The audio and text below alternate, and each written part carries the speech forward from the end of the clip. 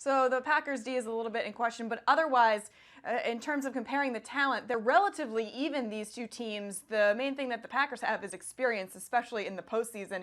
How much does experience factor into this one?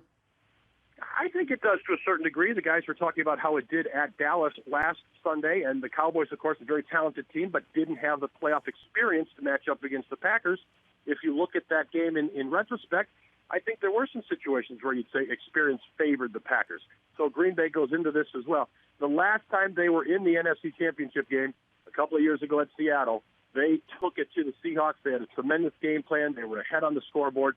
It all fell apart on them. And there's no question that the players on that team remember how that felt, remember how that game transpired.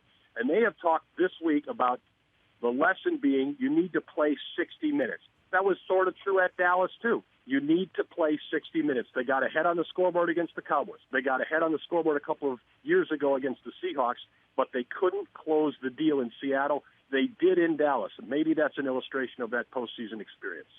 What sense do you get, Tim, that the winner of this game is the team that wins the coin toss? Maybe.